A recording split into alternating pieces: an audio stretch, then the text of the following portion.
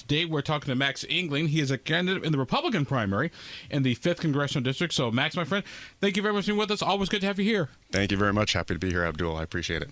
So let me ask you the general question, the softball question. How's the race going so far? The race is going well. I've been really encouraged as I go around the district that people really want what I'm offering, and that's a conservative person with conservative policy, but also has the experience to go do this in Washington. I think that's a big part of it.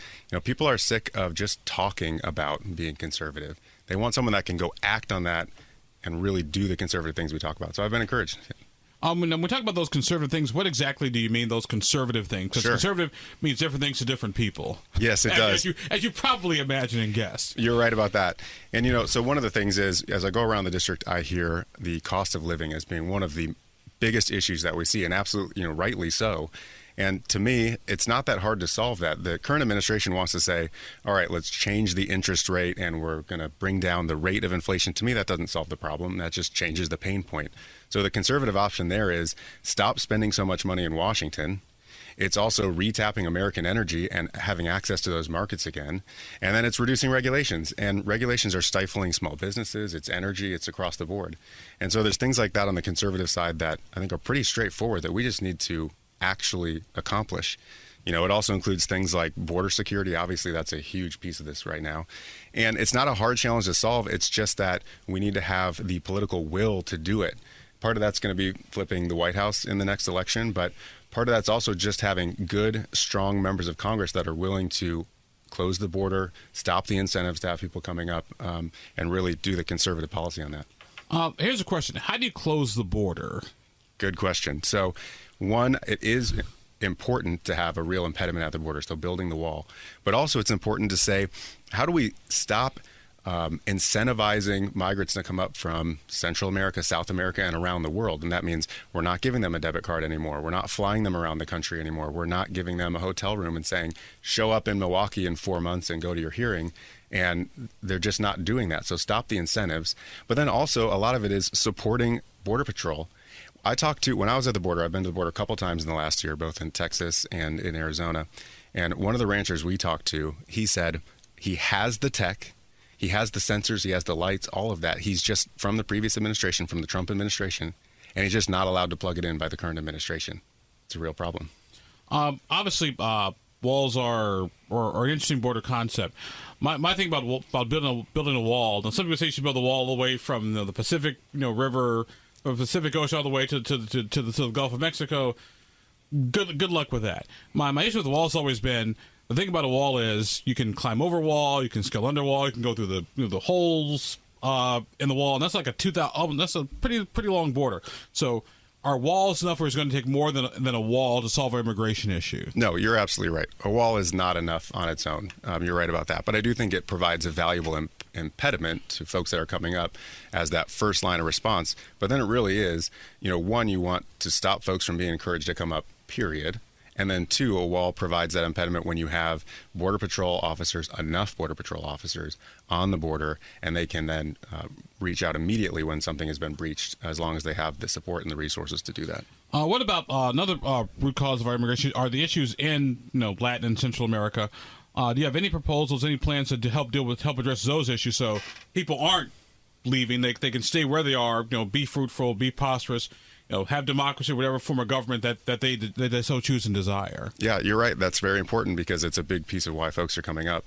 And, if you look at like USMCA, that was a good proposal and a good plan that helps us trade freely with those countries. And I think more of those trade agreements would be helpful to encourage, prosper in those countries, but also for ours. That's what we want. We want to have trade with countries around the world, and it helps kind of on both sides. We're talking to Max Engling. Max is one of the candidates for Congress in the 5th Congressional District. Max, another issue that's also out there is the issue of our economy, of our debt, of our deficit. Our national debt was like $31 trillion and some change. What is your plan to address the national debt? However, you can't touch Social Security, you can't touch Medicaid, Medicare, and you can't touch defense, you can't touch interest on the debt. So you've got 15% of the pie left, so go. It's all yours, big guy. That's right. It's a real challenge. We're about to hit, or maybe we just have hit, $1 trillion to service the debt every year. That's money that we're spending on nothing. and would be much better spent off inside the country. And so there's a couple provisions out there, because you're right. You have to protect Social Security, and you have to protect a lot of these programs that people rely on. That's 100% true. So there's a couple things. One, when you're looking at discretionary spending, you have to do your job in Washington and pass appropriations bills that truly include cuts. And, but we both understand that's only a piece of the puzzle. And so how do you look at the future and say, okay, whether it comes to, there's a couple of members out there right now. So Congressman Cole and Congressman LaTurner, and they have a plan where you say, okay, well, Social Security, we know that we have to protect it. We know we have to strengthen it. And then we also have to say, how do we make sure it's around for the long term? Because right now it's not around for the long term.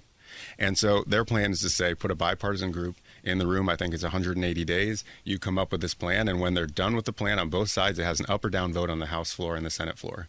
And to me, that provides incentive for both sides to say, we really have to tackle this issue because it's a real problem that we need to solve. And would that proposal include raising the age to retirement? And that's what they would decide in the room. Yeah. I mean, they would have to have that discussion. And that would be part of the plan that they would need to put forward. And then the members in the House at the time would say, is this what we should do to go forward? Yeah. Obviously, when you were in Congress, you worked under Speaker Kevin McCarthy at the time. How was that time, energy, effort? How would that help you be a better congressperson? Yeah, so right before I was with Speaker McCarthy, I was with the Committee on House Administration, and a lot of folks don't know the name of that committee, and that's totally fine. But one of their responsibilities is to train members of Congress when they first win their race. So the job is, you win your election, you get to Washington, you don't know what's happening. I would catch you on the other side and say, okay, here's how you hire staff, here's your budget, here's your district office. Importantly, here's how you communicate with your constituents to understand what do you care about and how do I need to represent you well in Washington. So I did that for a number of years, which lays a really strong foundation for me to know how to do this job exactly. And then when I was with Speaker McCarthy, I did a lot of that work to continue that, but also looked at the strategic side of it, of how do you take a conference that is varied, that's great, you want a varied conference ideologically, and then you say, how do you do the conservative things inside of that? And my job was to know what the members' districts needed, what they needed, and then how to work inside of the conference to accomplish some of that conservative legislation, because you want to pull it as far to the right as you possibly can and then take that win. Our guest on the program today is Max Engling. Max is a candidate for Congress in the 5th Congressional District. Max, obviously, Victoria Sparks raised a little bit of an eyebrow in the past couple of weeks of change. First, she said she wasn't going to run. Then she changed her mind, said she is going to run. First of all, your reaction on the incumbent getting back in the race. Number two, how does that impact what you folks are doing? Yeah, so I'm a constituent in the 5th District now, too. And I want to know that when my representative says something, that I can trust that that's what's going to happen. I don't like it when we go back and forth. And it's one thing. I'm not saying that when you put something forward that you're going to be successful in that thing every time. I understand that. But what I want to know is that you're not going to change your mind on where you're headed with that. And so I'm approaching this as, when I tell you that we're going to work on something, when I tell you here's what we're going to do, you can trust that. When I make a promise, I'm going to keep that promise. And that goes back to, who actually wants to represent this district? I've seen for a year now that I don't know that to be a fact. I want to represent this district. This is my family. These are people I appreciate the most. And I want to get out there and say, how do we do this well? How do we do this in a conservative way?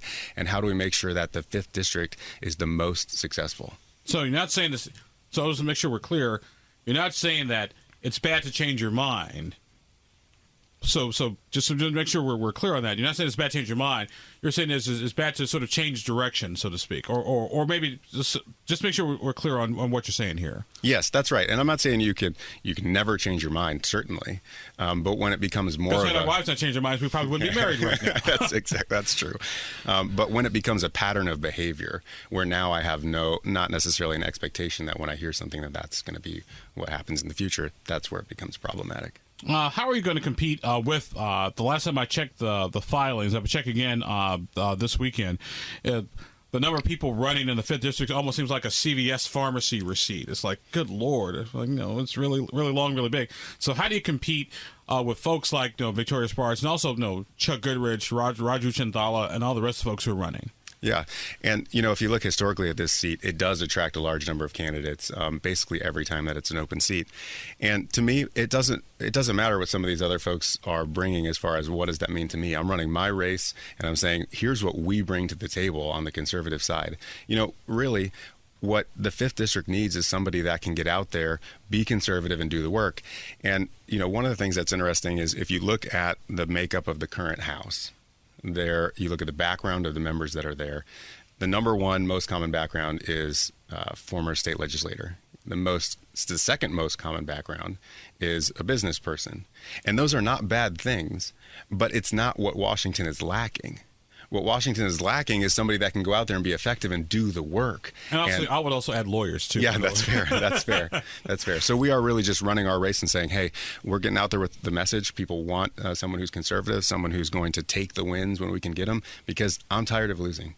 I want to win on these issues and actually accomplish what we talk about. What in your background distinguishes you from the other candidates? Yeah, one, I think it's the ability to be effective out here. I've seen it up close and personal. I've seen the good part of Washington. There's a lot of people that are out there fighting hard, that want to do the right thing. And there's a lot of people that I've seen in Washington that are out there for themselves. They want to build their own brand. They want to benefit their own personal livelihood. And to me, that's not acceptable. But a big piece of it is, how do you build coalitions inside of Washington? You can't just say, I want to do this thing, I'm going to go do it. You can't save the country alone. You have to say, how do I work with the people that already know I'm a trusted source? I'm going to bring people together and say, let's together as a coalition solve this problem. And I don't think anybody else in this race has that experience. How would you how would you rate how the U.S. House of Representatives is being run right now by Speaker Mike Johnson? Because obviously Republicans had two major losses in the House of Representatives this week, one of which was the impeachment of the Director of Homeland Security. How would you rate what they're doing, and what would you do differently? Yeah, so, obviously I worked for Speaker McCarthy previously, and I've been very close to watching what Speaker Johnson is doing, and I've met with him a couple times in the last couple months. And one, I just think he's a good guy. I appreciate him. He's a Christian. I'm a Christian. I appreciate that in Congress, and getting back to our kind of the original mindset of the framers. But I think he's going to have a lot of the challenges that we've seen previously, where you have a conference that's ideologically diverse and they all want different things. And the challenge really is bringing them together to get this legislation across the floor. And so he's going to see a lot of the same challenges. I think that he's going to do a good job as he works up to that task. When you look at what's happened on the floor most recently, I think there was maybe a miscalculation on exactly who on the Democratic side would show up potentially. But you just, in a slim majority like this, you just have to be really tight on where your numbers are to make sure you bring forward legislation that's going to pass the floor. You talk about working with all sides, bringing people together. How do you do that? Because you got the Donald Trump Republican crowd over here. You got the more traditional conservative crowd over here. You got almost sort of the libertarian conservative crowd over here. So how do you bring all those factions together for that Venn diagram of what you can agree on? It is really tough, and it's especially tough when you have a slim majority like you have right now. What you want is members that can say, let's use H.R. 2 for an example. That was the border security bill from early in 2023. And there were challenges on both sides of the ideological spectrum. And let me say for a moment, you want that. Like, you want a diverse ideological spectrum. Republicans don't just get in line. They say, here's what my district is sending me for. And I appreciate that. But what it does is, when you put up a piece of legislation like H.R. 2, you've got a lot of perspectives. And so you need members that can say, let me work on the moderate side individually with members that have a challenge to it, and say, let me help solve your district problem, and let me work on the conservative side for those same reasons, because that particular bill had challenges on both sides. And you need folks that are not going to say, my first response is, let me get on TV and say someone on the other side of me is a bad person because they're disagreeing with me. You need people that can say, I'm fighting for this conservative cause. We want to pull this as far to the right as we absolutely can, but I'm willing to have an honest conversation with you to say, when can we take that win? And we need more members like that. Should the House have voted to impeach Alexander Mayorga? Yes. Yeah. Feel free to explain why. Absolutely. So I think so. Impeachment is for high crimes and misdemeanors, not necessarily for policy issues. So here's the deal. You look at what's happening at the border, and it is a failure of his duty, and it's absolute crisis there. And that's something that, Republicans need to send a message that says this is unacceptable. And this was a way to do that, to say to the president, you have the tools right now. It's not about giving you more tools. It's about enforcing the law that's already on the books. And if your secretary that you've put into this position is not doing that, then he needs to go. And that's yes, I think they were right in doing that. I wish it would have got across the floor 2 days ago. Final question for you, my friend. Obviously, you said you used to work for House Speaker Kevin McCarthy. Mr. McCarthy left, was sort of, I would say, thrown out of the speakership. Is that going to be a help, a hindrance for you as you run your ties to Kevin McCarthy? Yeah, so he gave me a lot of experience that I never would have had without that, of understanding of how to do this job really well. And so I appreciate him very much for that. I think I was disappointed when he was thrown out from the perspective of the way that we are set up as a government. You get the opportunity to do that every 2 years.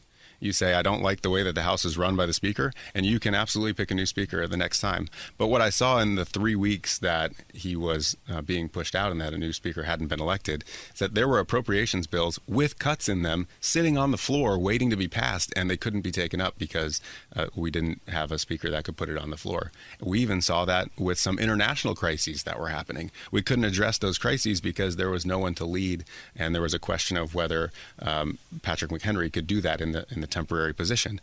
So I think that I appreciate him very much for what he's done to give me the experience, and I think that we need someone that's a strong conservative leader, and I appreciated him for that, and I think that Speaker Johnson's going to continue in that, but I think that we just need to get back to passing conservative legislation. All right. Well, Max Engling, candidate for Congress in the 5th Congressional District. Max, my friend, always good to chat with you. Talk to you again soon. Thank you very much. I appreciate it, Abdul.